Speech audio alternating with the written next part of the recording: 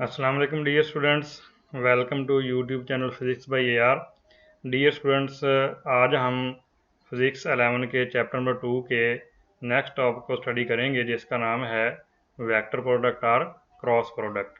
तो आइए हम इसको एक्सप्लेन करते हैं। फिगर में आप देख रहे हैं हमारे पास एक पॉइंट है जो कि ब्लैक कलर से इंडिकेट किया गया, उस पर एक फोर्स लग रही है। वो फोर्स जो है उस ऑब्जेक्ट को रोटेट करवाती है, एक एक्सिस के अबाउट जो है वो रोटेट करा रही है। तो इसमें कुछ चीज़ें हैं, कुछ टर्म्स हैं जो कि समझना बहुत ज़रूरी है। इसमें वो पॉइंट जिसके गिर्द ऑब्जेक्ट रोटेट कर रहा है उसको हम एक्सिस ऑफ रोटेशन का नाम देते हैं, जबकि वो पॉइंट जहाँ पर फोर्स लग रही है वो point of action of the force कहलाता है। अब यहाँ एक टर्म होती है जिसको हम मोमेंट आर्म का नाम देते हैं। मोमेंट आर्म दरअसल क्या चीज़ है? It is the perpendicular distance between the line of action of force and the axis of rotation or pivot about which body is rotating। तो यहाँ जो आप चीज़ ऑब्जर्व कर रहे हैं, हमारा चूँकि टॉपिक है वेक्टर प्रोडक्ट के हवाले से, तो वेक्टर प्रोडक्ट को हम डिफाइन करते हैं कि ऐसा प्रोडक्ट जिसका रिजल्टेंट जो है एक वेक्टर क्वांटिटी है तो उसको वेक्टर प्रोडक्ट का नाम देते हैं। इस शक्ल में आप देख रहे हैं कि हमारे पास जो पोजीशन वेक्टर आर है जो कि परपेंडिकुलर डिस्टेंस है बिटवीन एक्सिस रोटेशन और point of action of force के दरमियान, वो भी एक वेक्टर क्वांटिटी है, और उस पर जो फोर्स लग रही है वो भी एक वेक्टर क्वांटिटी है। तो इन दोनों का जो प्रोडक्ट है वो भी एक डायरेक्टेड क्वांटिटी आ रही है, जो कि आप देख रहे हैं कि अगर हम उसको यानी एंटी क्लॉकवाइज रोटेट करवाते हैं तो जो हमारा रिजल्टेंट है वो अपवर्ड आता है, और अगर क्लॉकवाइज रोटेट करवाते हैं तो उसका प्रोडक्ट जो है वो डाउनवर्ड डायरेक्शन में आता है। तो ये हमारे पास वेक्टर प्रोडक्ट की एक एग्जांपल है जिसको हम यानी टॉर्क का नाम भी देते हैं या मोमेंट ऑफ फोर्स का नाम भी देते हैं। जबकि यहाँ पर एक दूसरी एग्जांपल हमारे सामने आ रही है जिसको हम एंगुलर मोमेंटम का नाम भी देते हैं। जैसा कि यहाँ फिगर में आप देख रहे हैं, यहाँ हमारे पास एक पोजीशन वेक्टर आर है और उसका प्रोडक्ट किया जा रहा है लीनियर मोमेंटम पी के साथ। तो इनका जो प्रोडक्ट है वो भी एक वेक्टर क्वांटिटी आ रही है। तो यहाँ भी आप शक्ल में भी ऑब्जर्व कर रहे हैं कि यहाँ हमारे पास एक वेक्टर है, जब उसका प्रोडक्ट किया जाता है दूसरे वेक्टर के साथ तो रिजल्टेंट भी एक वेक्टर क्वांटिटी आती है। तो ऐसे प्रोडक्ट को हम वेक्टर प्रोडक्ट का नाम देते हैं, यानी ऐसी मल्टीप्लिकेशन दो वेक्टर्स की जिनका रिजल्टेंट एक वेक्टर प्रोडक्ट आए तो उसको हम वेक्टर प्रोडक्ट, या उसकी सिंबल के हिसाब से देखा तो जो उसको हम क्रॉस प्रोडक्ट का नाम भी देते हैं। यहाँ मज़ीद उसको एक्सप्लेन किया गया डायग्राम के अंदर, आप देखें वही दोबारा डायग्राम जो है उसको ज़रा जूम करके दिखाया गया कि ये पोजीशन वेक्टर आर है और ये मोमेंटम वेक्टर पी है। तो इनका प्रोडक्ट जो है इन दोनों की प्लेन के परपेंडिकुलर आ रहा है, जो कि भी एक एंगुलर क्वांटिटी है, वेक्टर क्वांटिटी है। तो ऐसे प्रोडक्ट को हम क्रॉस प्रोडक्ट भी कहते हैं, जिसको हम एल से ज़ाहिर कर रहे हैं, ये एग्जाम्पल के तौर पर बयान किया जा रहा है। तो इसको हम मज़ीद एक्सप्लेन करते हैं कि इसको हम रिप्रेजेंट कैसे करेंगे। इन vector product the symbol of multiplication between the two vector is represented by cross. ये बड़ी इंपॉर्टेंट बात है, क्योंकि आम रूटीन में जब हम अलजेब्रिक एक्सप्रेशन लिख रहे होते हैं तो उसमें कोई सिंबल हम यूज़ नहीं करते, लेकिन चूंकि ये स्पेशल किस्म का प्रोडक्ट है इसलिए इसको स्पेशल सिंबल यानी क्रॉस से रिप्रेजेंट किया जाएगा। और जैसा कि पहले बयान किया जा चुका कि इसका रिजल्ट चूंकि एक वेक्टर क्वांटिटी है तो इसको हम इसलिए वेक्टर प्रोडक्ट का नाम भी देते हैं। इसकी एग्जांपल ऑलरेडी बयान की जा चुकी है, जैसा कि टार्क है जिसमें दो चीज़ें बयान की जा चुकी हैं कि फोर्स है और दूसरा मोमेंट आर्म होता है। अब हम एक्सप्लेन करते हैं फिगर की मदद से कि हमारे पास दो वेक्टर हैं जिनमें से वेक्टर एक ए है और दूसरा वेक्टर बी है, और उनके दरमियान एंगल थीटा है, जैसा कि शक्ल में आप देख रहे हैं। तो यहाँ देखें हमारे पास एक वेक्टर ए है और दूसरा वेक्टर बी है। तो अगर हम वेक्टर ए को बी की डायरेक्शन में प्रोडक्ट करवाएंगे तो रिजल्टेंट वेक्टर इन दोनों की प्लेन के परपेंडिकुलर आएगा, जिसको यहाँ पर फिगर में सी से ज़ाहिर किया गया है। और अगर इसको हम मैथमेटिकल लिखेंगे तो इस तरह लिखेंगे, पढ़ेंगे इस तरह, vector A cross vector B equals magnitude of vector A into magnitude of vector B into sine theta into n hat.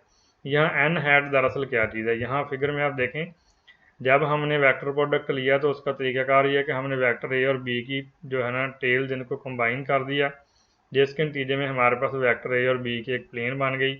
जो प्रोडक्ट वेक्टर आएगा वो इन दोनों की प्लेन के परपेंडिकुलर होगा, जिसको सी से इंडिकेट किया गया। यहाँ जो आप इक्वेशन में एन देख रहे हैं ये दरअसल इस प्लेन के ऊपर जो है एन हैट जो है यूनिट वेक्टर को इंडिकेट करता है, जो कि इस प्लेन की डायरेक्शन है, जिसको हम यानी लफ्ज़ों में यूँ कह सकते हैं कि N hat is a vector unit vector है along the direction which is perpendicular the plane formed by vector A and B. यानी एन हैट वो यूनिट वेक्टर है जो वेक्टर ए और बी की प्लेन के परपेंडिकुलर है, और इसकी मदद से हमें इन दोनों वेक्टर के दरमियान एंगल को भी डिफाइन किया जा सकता है। यानी साइन थीटा बराबर है वेक्टर ए क्रॉस बी की मैग्नीट्यूड और डिवाइडेड बाई वेक्टर ए की magnitude into vector B magnitude. Cross product को हम मजीद कैसे लिख सकते हैं? फिगर में देखें, हमारे पास वेक्टर ए है, दूसरा वेक्टर बी है। तो वेक्टर ए का वो कंपोनेंट जो वेक्टर बी के परपेंडिकुलर आएगा वो ए साइन थीटा है, और सिमिलरली वेक्टर बी का वो कंपोनेंट जो वेक्टर ए के परपेंडिकुलर आएगा वो बी साइन थीटा कहलाता है। The cross product two vectors जो हमें चीज़ बताता क्या है? About how perpendicular they are, यानी इनका रिजल्टेंट जो है उतना ही ज़्यादा होगा जितने ये एक दूसरे पर ज़्यादा परपेंडिकुलर होंगे। जबकि इनकी मैग्नीट्यूड कैसे ज़ाहिर की जाएगी? सी मैग्नीट्यूड बराबर है vector A cross B magnitude, जो कि बराबर है ए बी साइन थीटा। यहाँ पर थीटा वो एंगल होता है जो इन दोनों वेक्टर के दरमियान स्मॉलेस्ट एंगल होता है। यानी यहाँ आप देखें तो इस तरफ आपको जो नज़र आ रही है चीज़, ये यहाँ एक एंगल बन रहा है जिसको थीटा से रिप्रेजेंट किया गया है। ये एंगल जो है इन दोनों के दरमियान स्मॉलेस्ट है, जबकि एक एंगल इनके दरमियान इस साइड से लेकर इस तरफ को भी बन रहा है, तो ये भी एक एंगल बन रहा है। लेकिन इनमें से हमने स्मॉलर एंगल को डिस्कस करना होता है, यानी जो स्मॉलेस्ट एंगल होता है। Theta the smaller angle between the vectors. अब यहाँ एक बड़ी इंपॉर्टेंट बात है कि क्रॉस प्रोडक्ट जो होगा वो कब मैक्सिमम होगा। यहाँ एनी पैरेलल वेक्टर की बात की गई है, ज़ीरो होता है, और पैरेलल वेक्टर होने की सूरत में यहाँ जो हमारे पास एंगल बनता है थीटा वो ज़ीरो के इक्वल होता है। यानी अगर दो वेक्टर जो हैं एक दूसरे के पैरेलल हैं, उनके दरमियान बनने वाला एंगल 0 डिग्री आ रहा है, तो ऐसी सूरत में हमारा जो प्रोडक्ट होगा वो 0 हो जाएगा, यानी मिनिमम होगा। तो ये क्वेश्चन भी बड़ा इंपॉर्टेंट है कि when vector product will be minimum, तो उसका आंसर ये है कि when vectors are parallel or anti parallel resultant will be 0।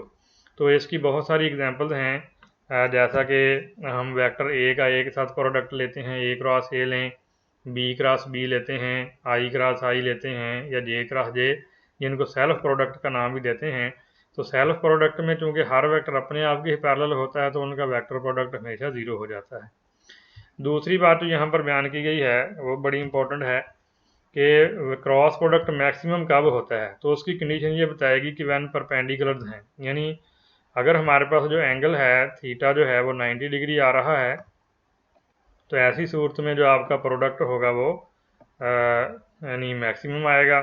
Otherwise जो है उसका रिजल्टेंट जो है वो यानी उस एंगल पे डिपेंड कर रहा होगा। तो 90 डिग्री होने की सूरत में हमारा वेक्टर प्रोडक्ट जो है ये मैक्सिमम रहेगा। अब नेक्स्ट हम देखते हैं कि क्रॉस प्रोडक्ट जो है इन case of Cartesian unit vectors. तो सबसे पहले हम देखते हैं कार्टेशियन यूनिट वेक्टर्स होते क्या हैं। तो फिगर में आप देखें यहाँ पर हमारे पास जो यानी कार्टेशियन यूनिट वेक्टर्स हैं, एक्स एक्सिस के लॉन्ग यूनिट वेक्टर आई है, वाई एक्सिस के लॉन्ग जे है, और जेड एक्सिस के लॉन्ग जो के है। तो इनका प्रोडक्ट जो है ये ख़ास तरीके से आएगा, जैसा कि आप डेफिनेशन के मुताबिक जानते हैं कि ए क्रॉस बी का जो प्रोडक्ट है वो उनकी प्लेन के परपेंडिकुलर है। तो यहाँ देखें, आप जानते हैं कि कार्टेशियन यूनिट वेक्टर जो हैं ऑलरेडी म्यूचुअली परपेंडिकुलर होते हैं। तो यहाँ वेक्टर आई जे के परपेंडिकुलर है, जे के है, यानी तीनों एक दूसरे पर परपेंडिकुलर हैं। तो इन किसी दो का जो क्रॉस प्रोडक्ट हम लेंगे तो वो तीसरे एक्सिस के अलॉन्ग आएगा। यानी अगर हम आई क्रॉस जे लेते हैं तो हमारे पास जो रिजल्टेंट होगा वो के अलॉन्ग आएगा। जैसे कि वेक्टर आई क्रॉस जे तो के आ जाएगा, अगर जे क्रॉस के लेंगे तो आई आ जाएगा, अगर के क्रॉस आई लेंगे तो जे आ जाएगा, जिसको नीचे इक्वेशन की शक्ल में लिखा भी गया है कि आई क्रॉस जे बराबर के है, आई क्रॉस के बराबर माइनस जे, जे क्रॉस के बराबर आई है। जबकि नीचे एक बड़ी इंपॉर्टेंट चीज़ आई क्रॉस आई 0, जे क्रॉस जे 0, के क्रॉस के 0, ये दरअसल पैरेलल वेक्टर की सूरत में, क्योंकि वेक्टर आई के पैरेलल है, वेक्टर जे के पैरेलल है, और के पैरेलल है। अब यहाँ इसके लिए एक छोटा सा ट्रिक जो है साइड पे आपको नज़र आ रहा है। यहाँ अगर आप वेक्टर्स को एंटी क्लॉकवाइज रोटेशन में एक सर्कल में लिख लें तो इनको याद रखना बड़ा आसान है। तरीकाकार क्या कि आप आई जे और के को एंटी क्लॉकवाइज रोटेशन में लिखें तो इनमें से अगर इस डायरेक्शन में जैसे एंटी क्लॉकवाइज बन रहा है तो इनके प्रोडक्ट पॉजिटिव होंगे। जैसे आई क्रॉस जे लेते हैं तो के आएगा, जे क्रॉस के लेंगे तो आई आएगा, और अगर के क्रॉस आई लेंगे तो जे आ जाएगा। लेकिन अगर आप इसका ऑर्डर रिवर्स करेंगे तो सारे ही प्रोडक्ट जो हैं वो नेगेटिव हो जाते हैं। अब हम बात करते हैं इसकी डायरेक्शन को फाइंड करने का तरीका। डायरेक्शन फाइंड करने का तरीका होता है right hand rule. Right hand rule basically आपके सामने फिगर में आप देख रहे हैं कि अगर हमारे पास यहाँ एक वेक्टर u है और दूसरा वेक्टर v है, तो सबसे पहला काम ये हम करेंगे कि u और v जो है इनको हम एक जगह एक इनकी टेल्स को कंबाइन कर देंगे।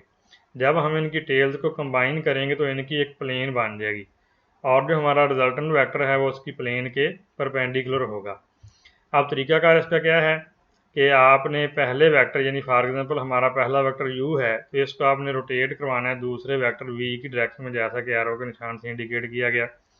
और उसके साथ ही आपने राइट हैंड की जो उंगलियां हैं उनको मोड़ना है, कर्ल करना है in the direction of rotation from first vector to B. ये पहले हाथ सीधा था, फिर उसकी उंगलियां कर्ल की गई, लेकिन यहाँ कंडीशन ये है कि आपने अपने थंब यानी अंगूठे को सीधा रखना है। तो आपने क्या करना है, rotate the first vector u, पहला हमारा वेक्टर u है, into v through smaller of the two possible angle. यहाँ भी देखें एंगल दो बन रहे हैं, जिनमें से ये हमारे पास स्मॉलर एंगल बन रहा है इनके दरमियान। तो और जबकि इस तरफ भी एक एंगल बन रहा है, ये वाला जो एंगल है ये ग्रेटर है, लेकिन आपने ख्याल रखना कि हमने स्मॉलर एंगल के थ्रू इसको जो है मूव करवाना है। तो जब हम वेक्टर u को v की डायरेक्शन में रोटेट करवाएंगे और थंब को सीधा रखेंगे तो प्रोडक्ट वेक्टर जो है इस थंब के अलॉन्ग आएगा हमारे पास। अब इसको मैं आपके सामने एक्टिविटी की मदद से एक्सप्लेन करता हूँ। ये हमारे सामने आप समझ लें कि दो वेक्टर्स हैं, जिनमें से आप समझ लें कि ये हमारे पास जो है पहला वेक्टर a है और ये दूसरा वेक्टर b है। तो जब हमने इनको इन दोनों की टेल्स को कंबाइन करेंगे तो ये हमारे सामने यानी एक सारी प्लेन बन गई, ये हिस्सा जो प्लेन को इंडिकेट कर रहा होगा। अब जो हमारा रिजल्टेंट वेक्टर आना है वो इन दोनों की प्लेन के परपेंडिकुलर होगा, यानी ये हमारा रिजल्टेंट वेक्टर आएगा प्रोडक्ट की सूरत में। अब राइट हैंड रूल कैसे यहाँ वर्क करता है कि अगर ये हमारा पहला वेक्टर a है और ये हमारा दूसरा वेक्टर b है, तो अगर हम वेक्टर a को b की डायरेक्शन में रोटेट करवाना चाहते हैं तो हम कहेंगे rotate first vector a into b through smaller of the two possible angle. आप देखें यहाँ जो एंगल बन रहा है ये स्मॉलर एंगल है, जबकि इस तरफ जो एंगल बनेगा वो ग्रेटर एंगल बन रहा है। अब हमने राइट हैंड रूल कैसे लगाना है कि आपने ये हमारे पास राइट हैंड रूल का तरीका है कि ये हमारा वेक्टर a है, तो आपने वेक्टर a को रोटेट करवाना b की डायरेक्शन में, तो उस डायरेक्शन में उंगलियों को मोड़ेंगे, यानी curl the finger in the direction of rotation keeping the thumb erect, अंगूठे को सीधा रखते हुए। Erect thumb will give the direction of the product vector. तो यहाँ देखें ये वेक्टर a क्रॉस b की प्लेन है और ये हमारा रिजल्टेंट वेक्टर आएगा जो इन दोनों की प्लेन के परपेंडिकुलर है, जो कि राइट हैंड रूल के एन मुताबिक है। लेकिन अगर हम रोटेशन को रिवर्स कर दें, यानी हम चाहेंगे वेक्टर b को a की डायरेक्शन में रोटेट करवाएं, तो जाहिर है जो ही इसको हम इस तरफ रोटेट करवाएंगे तो जो रिजल्टेंट वेक्टर है उसकी डायरेक्शन जो है रिवर्स हो जाएगी। यानी अगर आप वेक्टर b को एक डायरेक्शन में रोटेट करवाते हैं तो फिर हमारा जो राइट हैंड रूल है इस तरह वर्क करेगा, यानी आपने उंगलियां उसी तरह मोड़नी है in the direction of rotation keeping the thumb erect, तो वो देखें बिल्कुल उसके उल्ट डायरेक्शन में आ जाएगा। तो इससे यह भी पता चलता है कि हमारा b क्रॉस a जो आ रहा है प्रोडक्ट वो मुकम्मल तौर पर a क्रॉस b के अपोजिट है। यानी यहाँ देखें, यहाँ हमारे पास जो रिजल्टेंट वेक्टर बन रहा था इन दोनों वेक्टर की प्लेन के परपेंडिकुलर था, जबकि जो ही आपने इसको यानी लेकर गया दूसरी तरफ को तो ये रिजल्टेंट वेक्टर जो है बिल्कुल यानी उसके अपोजिट डायरेक्शन में आ गया। तो यहाँ से पता चलता है कि a क्रॉस b जो है b क्रॉस a के बराबर नहीं बल्कि उसके नेगेटिव के बराबर होता है। तो देखते हैं यहाँ पर हम इसको कैसे एक्सप्लेन करते हैं।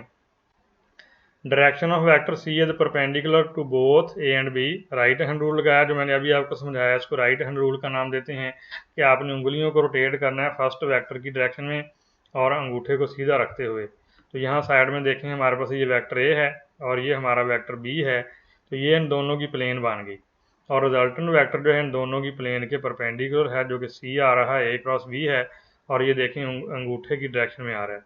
लेकिन अगर आप वेक्टर b को a की डायरेक्शन में रोटेट करेंगे तो आपका रिजल्टेंट देखें c के बिल्कुल रिवर्स डायरेक्शन में यानी अपोजिट डायरेक्शन में आ जाएगा, यानी वो -c आ जाएगा। यही नीचे सवाल भी किया गया है, क्या a क्रॉस b जो है b क्रॉस a के इक्वल है, तो इसका जवाब बिल्कुल नहीं, बल्कि b क्रॉस a उसके रिवर्स के बराबर होगा। अब यहाँ वही चीज़ साइड पे लिख दी गई है कि आपने करना क्या, place a and b tail to tail, यानी वेक्टर a और b दोनों की टेल्स को कंबाइन कर देना है। Right hand not left hand, use कौन था करना है, राइट हैंड यूज़ करना है, लेफ्ट हैंड यूज़ नहीं करना। उसके बाद 4 fingers are pointed along the first vector, यानी जो आपकी ये उंगलियां हैं यानी दरमियान वाली उंगली करें ये सारी उंगलियां जो हैं ये फर्स्ट वेक्टर को इंडिकेट कर रही होंगी, जिधर को आपने रोटेशन लेनी है। Sweep from first vector A to second vector B, जैसा कि दोबारा फिर देख लें आप कि ये हमारे पास वही दो वेक्टर हैं। तो ये हमारा पहला वेक्टर ए है, ये बी है, तो आपने स्वीप करना है फर्स्ट वेक्टर को दूसरे वेक्टर की डायरेक्शन में, और रिजल्टेंट वेक्टर जो है इन दोनों वेक्टर की प्लेन के परपेंडिकुलर आएगा, जो कि थंब की डायरेक्शन में आ रहा है। Sweep from first vector A to second vector, और थंब को इरेक्ट रखना, सीधा रखते हुए, through the smaller angle between them. Your outstretched thumb point in the direction of vector C, तो आपका जो सीधा अंगूठा है वो आपके वेक्टर सी की डायरेक्शन को इंडिकेट कर रहा होगा। प्रैक्टिस के लिए ये बात अभी जैसे बयान की गई कि ए क्रॉस बी बराबर है बी क्रॉस ए के, तो इसका जवाब नहीं में है। तो इसका आंसर देखें, यहाँ फिगर के अंदर आप देख रहे हैं कि अगर हम ए क्रॉस ए को बी की तरफ रोटेट करवाते हैं तो हमारा रिजल्टेंट वेक्टर जो है अपवर्ड नज़र आ रहा है, और अगर बी को ए की तरफ रोटेट करवाते हैं तो वो डाउनवर्ड आ रहा। तो जैसे रिजल्ट ये निकला कि ए क्रॉस बी जो है ये बराबर होगा माइनस बी क्रॉस ए के, यानी ये मुकम्मल तौर पर एक दूसरे के अपोजिट हो जाएंगे। Derivation of product in case of rectangular components. Question ये किया गया, how does we show A cross B जो है A Y B Z minus Z B Y plus A Z B X minus X B Z plus A X B Y minus Y B X, और बाहर ये unit vector आ रही हैं, ये कैसे हल किया जा सकता है। तो डियर स्टूडेंट्स, इसको हल करने के बेसिकली दो मेथड हैं। एक मेथड यहाँ मैं पहले बयान करूँगा, दूसरा बाद में।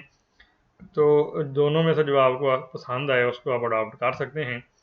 तो इसका तरीकाकार ये है कि आपने पहले वेक्टर ए ले लिया जो कि आपके रेक्टेंगुलर कंपोनेंट की सूरत में ए X I plus A Y J plus A Z के, दूसरा वेक्टर बी है जो कि B X I plus B Y J plus B Z के है। अब प्रोडक्ट जैसे आम प्रोडक्ट किया जाता है ए क्रॉस बी लिखेंगे, पहला वेक्टर दरमियान में क्रॉस, दूसरा पूरा वेक्टर। अब ज़ाहिर है जैसे आम रूटीन में आप इसको खोलते हैं, ए एक्स आई पहले पूरे वेक्टर बी से मल्टीप्लाई होगा, ए एक्स आई मल्टीप्लाई पूरा वेक्टर बी है जैसे कि B X I plus B Y J plus B Z के, प्लस फिर आपका दूसरा कंपोनेंट ए वाई जे सारे वेक्टर बी से मल्टीप्लाई होगा, फिर आपका तीसरा यानी वेक्टर कंपोनेंट ए जेड के पूरे इस वेक्टर से मल्टीप्लाई होगा। अब आप ज़ाहिर है जब इसको खोलेंगे तो यहाँ बनेगा ए एक्स आई क्रॉस बी एक्स आई, फिर बनेगा ए एक्स आई का बी वाई जे, फिर ए एक्स आई के साथ बी जेड के। लेकिन इनमें आप जानते हैं कि ए आई क्रॉस आई ज़ीरो हो जाएगा, तो बाकी हमारे पास जो बचेगा आई क्रॉस जे, ये के बन जाएगा, और जो हमारे पास आई क्रॉस के है ये वो उसके उल्ट यानी माइनस के बन जाएगा। तो इनमें से जितने कंपोनेंट बचेंगे, टोटल हमारे ये कंपोनेंट बनने चाहिए थे, यानी तीन हमारे पास हैं, हमारे पास पहले वेक्टर के कंपोनेंट तीन, दूसरे तो टोटल 9 टर्म्स बननी चाहिए। लेकिन इन 9 टर्म्स में से जो 6 यानी 3 टर्म्स होंगी हमारी, जिनमें जैसे कि यानी सिमिलर होंगी आई क्रॉस आई वाली, इसी तरह यहाँ पर जे क्रॉस जे वाली, और इसमें के क्रॉस के वाली ज़ीरो हो जाएंगी। तो बाकी हमारे पास जो है 6 टर्म्स बच जाएंगी। उनमें जो एक जैसे कंपोनेंट होंगे जैसे आई वाले, उनको हम अलहदा कर देंगे, जे वालों को अलहदा कर देंगे, के वालों को अलहदा कर देंगे, तो फिर हमारे पास इस तरह की टर्म जो है वो खुद खुद क्रिएट हो जाएगी। लेकिन हम जानते हैं ये चीज़ मैंने अभी एक्सप्लेन की कि आई क्रॉस जे के होता है, आई क्रॉस के माइनस जे, और जे क्रॉस के आई होता है। ये रूल है यहाँ पर लिखा गया। लेकिन यह भी बात यहाँ लिखी कि आई क्रॉस आई और जे क्रॉस जे और के क्रॉस के ज़ीरो हो जाती हैं, इसलिए यहाँ पर जो 3 टर्म्स होंगी हमारी वो ज़ीरो हो जाती हैं। तो जब ये ज़ीरो वाली टर्म्स अलहदा कर दें, बाकी हम जो हमारे पास बचेंगी के वाली, जे वाली और आई वाली, इनको इकट्ठा करें तो हमारे पास ये रिजल्टेंट आ जाएगा ए X I plus B Y J plus A X I plus B Z के। तो इनको जब खोलेंगे तो आई क्रॉस जे का हमारे पास के बनेगा, तो ये ए एक्स बी वाई टर्म हमारे पास आ जाएगी। ए एक्स बी वाई टर्म यहाँ देखें, यहाँ आपको नज़र आ रही है, तो इसका जो के है वो कॉमन लिया गया। अब दूसरी के वाली हमारी टर्म कौन सी बनेगी, जिसके अंदर हमारे पास वाई और एक्स आ रहा है। तो वाई और एक्स वाली टर्म हमारे पास यहाँ देख लेते हैं कौन सी बन रही है। तो ये वाई और एक्स वाली आ रही है, ये हमारे पास। तो इसमें देखें जब जे क्रॉस आई करेंगे तो माइनस के आएगा, इसलिए यहाँ दरमियान में माइनस आ रहा है। तो इसी तरह हम इन तमाम को प्रोडक्ट करते चले जाएंगे, और जो इनमें कॉमन है उनको अलहदा करेंगे, तो हमारे पास इस तरह का आंसर आ जाएगा। अब मैं आपको एक बहुत ही आसान मेथड बताता हूँ जिसको आप आम न्यूमेरिकल को सॉल्व करने के लिए भी यूज़ कर सकते हैं। वो मेथड क्या है कि उसी तरह हमारे पास जैसे वेक्टर ए था उसके component A X I plus A Y J plus B Z के, और वेक्टर बी के कंपोनेंट जो है B X I plus B Y J plus B Z के थे। तो उनको हम एक डिटर्मिनर की सूरत में लिखेंगे। लिखने का तरीका क्या है कि ऊपर हम सिर्फ यूनिट वेक्टर लिखेंगे आई जे के, और नीचे तरतीब वाइज पहले वेक्टर के मैग्नीट्यूड कंपोनेंट लिखे जाएंगे। जैसे कि वेक्टर ए के कंपोनेंट हैं ए एक्स, ए वाई और ए जेड, फिर दूसरे वेक्टर बी के कंपोनेंट लिखे जाएंगे बी एक्स, बी वाई और बी जेड। तो ये हमारे पास जो है यानी 3 रोज और 3 कॉलम वाला एक डिटर्मिनेंट बन जाएगा। लेकिन आप जानते हैं कि ये डिटर्मिनेंट जो है आपने पहले नहीं पढ़ा हुआ मैट्रिक लेवल तक, तो हम क्या करेंगे, इसको कन्वर्ट कर देंगे 2 वाले में। तो हम इसको ये पहली रो की मदद से ओपन करेंगे। जब पहली रो की मदद से ओपन करेंगे, फॉर एग्जांपल हम पहले इस आई वाले को लेते हैं, तो जब हम आई वाले को हल करना शुरू करेंगे तो यहाँ हम आई वाली मुकम्मल रो और आई वाला मुकम्मल कॉलम छोड़ देंगे, तो बाकी हमारे पास जो है ये चीज़ बच जाएगी ए वाई बी वाई और ए जेड बी जेड। तो यहाँ देखें आई वाली रो से खोला तो हमारे पास ए वाई बी जेड और ए जेड बी जेड ये दोनों बच गए। फिर हम जे वाले से इसको खोलेंगे, जब जे वाले से खोलेंगे तो जे वाला पूरा कॉलम हम छोड़ देंगे, बाकी बात जाएगा हमारे पास ए एक्स बी एक्स और ए जेड बी जेड। तो जब जे वाला लिखेंगे तो उसमें ए एक्स बी एक्स और ए जेड बी जेड आ जाएगा। यहाँ नेगेटिव आने की वजह यह है कि यहाँ हम फार्मूला लगा रहे हैं कि हमने अपने पढ़ा था पिछली इक्वेशन के अंदर कि यहाँ जे क्रॉस आई की वजह से माइनस आ रहा है, खुद ब खुद ही आ रहा है। इसके बाद जब हम के वाली टर्म को खोलेंगे तो के वाला पूरा कॉलम हम छोड़ने के बाद बाकी लिख देंगे ए एक्स बी एक्स और ए वाई बी वाई। तो यहाँ देखें के वाले कॉलम में ए एक्स बी एक्स और ए वाई बी वाई। अब ये हमारे, आप जानते हैं ये डिटर्मिनेंट आपने मैट्रिक में पढ़ा हुआ है, इसको खोलना इंतहाई आसान है। अब आप मल्टीप्लाई करेंगे पहले ए वाई बी एक्स के साथ और इधर को हम माइनस की साइन लगाने के बाद इसको मल्टीप्लाई करेंगे, यानी यहाँ माइनस की साइन भी इसके साथ आएगी, ये फार्मूले का हिस्सा है इसका। तो यानी हम मल्टीप्लाई करेंगे ए वाई बी जेड और माइनस बी वाई ए जेड। सिमिलरली हम इसको मल्टीप्लाई कर देंगे ऐसे, यहाँ मैं सिर्फ एक एरो लगाता हूँ ताकि वो ज़्यादा हो जाएंगे। ए एक्स बी जेड और माइनस में हम लिखेंगे बी एक्स ए जेड, जे एजेट आ जाएगा, ये माइनस बी एजेट बाहर आ जाएगी, प्लस फिर इसको हम मल्टीप्लाई कर देंगे तो ये हमारे पास बच जाएगा ए एक्स बी वाई और माइनस ए एक्स बी जेड और के एजेट आ जाएगा। तो जब हम इनको खोलेंगे तो ये देखें हमारे पास जो एक्सप्रेशन है ए क्रॉस बी हमारे पास आ गया ए वाई बी जेड माइनस ए जेड बी वाई और उसके साथ आई एजेट आ गया, ये देखें जैसे यहाँ इनको प्रोडक्ट किया गया। तो इस तरह हमारे पास वो चीज़ आ जाती है, यानी हम इसको कहते हैं vector product in terms of rectangular component. तो मुझे उम्मीद है कि आपको ये तरीका पसंद आया होगा, अगर पसंद आया तो इसको लाइक और शेयर ज़रूर कर दीजिएगा। नेक्स्ट हम इसकी मज़ीद प्रॉपर्टीज़ को देखते हैं। ये वही चीज़ दोबारा रिपीट की गई है कि इसको खोलेंगे कैसे, तो ये खोलने का तरीका ऑलरेडी बयान किया जा चुका है। ये मैग्नीट्यूड है इसकी, और इसकी मैग्नीट्यूड का एक बड़ा इंपॉर्टेंट पॉइंट यहाँ बयान किया जा रहा है कि magnitude of A cross B is equal to the area of the parallelogram formed by adjacent side. Figure में ज़रा गौर करें तो हमारे पास यहाँ दो वेक्टर हैं, पहला वेक्टर ए है और दूसरा वेक्टर बी है। तो इन दोनों का जो वेक्टर प्रोडक्ट है वो हमारे पास ए क्रॉस बी आ रहा है, जो कि इन दोनों की प्लेन के परपेंडिकुलर है। लेकिन जब हम मैग्नीट्यूड की बात करेंगे तो देखें ये ए वेक्टर और ये वेक्टर बी, इन दोनों का जो वेक्टर प्रोडक्ट का मैग्नीट्यूड है वो दरअसल इन की एडजेसेंट साइड से बनने वाली पैरेललोग्राम के एरिया के इक्वल होता है। यानी वेक्टर प्रोडक्ट की मैग्नीट्यूड जो है फिजिकली उन्हीं वेक्टर से बनने वाले पैरेललोग्राम के एरिया को इंडिकेट करती है। मज़ीद इनकी प्रॉपर्टीज देख लें। ये यानी यूँ समझ लें कि लेक्चर की पूरी रिवीजन हो रही है। तो आप जानते हैं कि वेक्टर प्रोडक्ट का रिजल्ट क्या है, एक वेक्टर होता है। वेक्टर प्रोडक्ट या क्रॉस प्रोडक्ट जो है कम्यूटेटिव नहीं है, जैसा कि आप जानते हैं कि ए क्रॉस बी बराबर है माइनस बी क्रॉस ए के। और ये चीज़ भी आप ऑलरेडी पढ़ चुके हैं कि यानी अगर वेक्टर्स पैरेलल हैं तो उनका प्रोडक्ट ज़ीरो हो जाता है। तो उन्हीं में से ये आई क्रॉस आई, जे क्रॉस जे और के क्रॉस के ज़ीरो हैं। जबकि ये आई क्रॉस जे के होता है, जे क्रॉस के आई, आपको जैसे पिछली फिगर में दिखाया गया था कि अगर आप इनको एंटी क्लॉकवाइज में लिख लें तो एंटी क्लॉकवाइज में आई क्रॉस जे क्रॉस के और के क्रॉस आई का प्रोडक्ट जो है वो पॉजिटिव आएगा। और जब आप उनका ऑर्डर रिवर्स कर देंगे, जैसे देखें आई क्रॉस जे का के है तो जे क्रॉस आई का माइनस के हो जाएगा। तो ये सारे ऑर्डर की यानी डायरेक्शन रिवर्स हो जाएगी। रेक्टेंगुलर कंपोनेंट की सूरत में ऑलरेडी एक्सप्लेन किया जा चुका, तो हम उनको डिटर्मिनेंट की शक्ल में लिख सकते हैं।